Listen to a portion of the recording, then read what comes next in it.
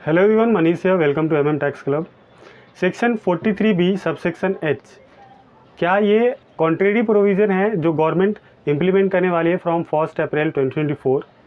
क्या इससे जो एमएसएमईज़ है, स्मॉल या माइक्रो इंटरप्राइज़ है, उसके बिजनेस बंद हो जाएंगे? ये इशू क्यों आ रहा है? क्योंकि 43B सबसेक्शन एच बात करता है timely payment to the small और माइक्रो इंटरप्राइजेस।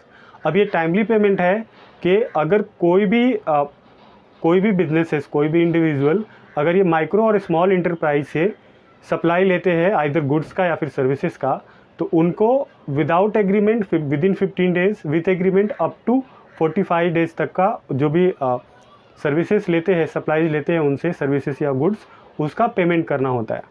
अभी ये डिस्प्यूट ये बन रहा है, जो बहुत सारे जो ट्रेडर एसोसिएशंस है उन्होंने ये कंसर्न रेज किया है कि ये प्रोविज़न आप रिमूव कर दो, क्योंकि इससे जो स्मॉल और मीडियम इंटरप्राइजेस है उसको प्रॉब्लम आएगी। अभी यहाँ पे प्रॉब्लम क्यों आएगी? जो स्मॉल इंटरप्राइजेस होते हैं, मीडियम इंटरप्राइजेस होते हैं, उनका जो स्टार्टअप रहता है तो वो चाहते हैं कि जो बिग कॉरपोरेट्स है, बड़े कंपनीज़ है, वो उनसे सर्विस ले या उनका माल ले। जनरली उनके बिटवीन एक एग्रीमेंट होता है कि हाँ, ये टाइम पीरियड के अंदर आप पेमेंट कर दो।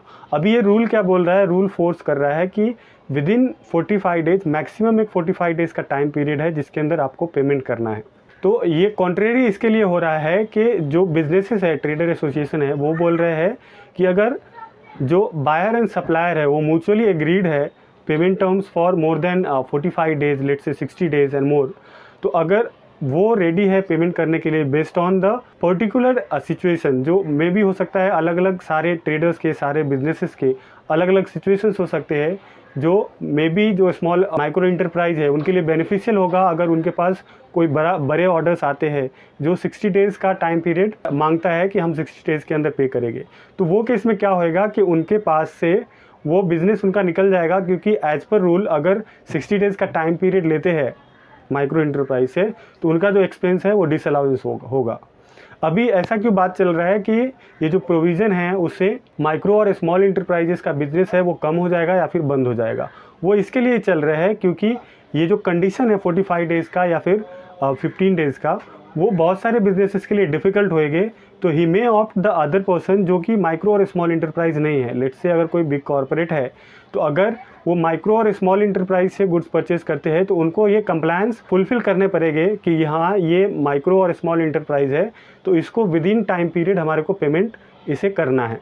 तो मे बी वो केस में जो कॉर्पोरेट्स है, जो दूसरे पर्सन है, जो दूसरे इंडिविजुअल्स हैं, दूसरे बिजनेसेस हैं, वो प्रेफर करेंगे कि हम ऐसे पर्सन से गुड्स या सर्विसेज ले जिनके ऊपर ये टाइम पीरियड का इशू ना हो और हमको ये प्रोविज़न कंप्लाई ना करना पड़े। तो इसकी वजह से मे बी उनका जो बिज़नेस है वो डाउन हो सकता है, कम हो सकता है। इंटरेस्ट पेमेंट करना होता है डिलेड पेमेंट पे, जो कि है 3% of bank rate notified by the RBI.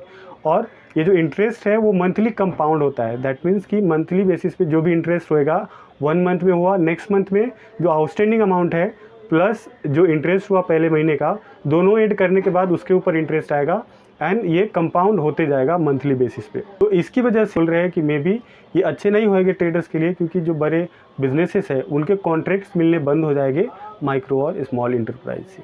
आपका क्या व्यू है ज़रूर आप कमेंट में लिख के बताना। So thanks for your time. Please subscribe my channel for more videos.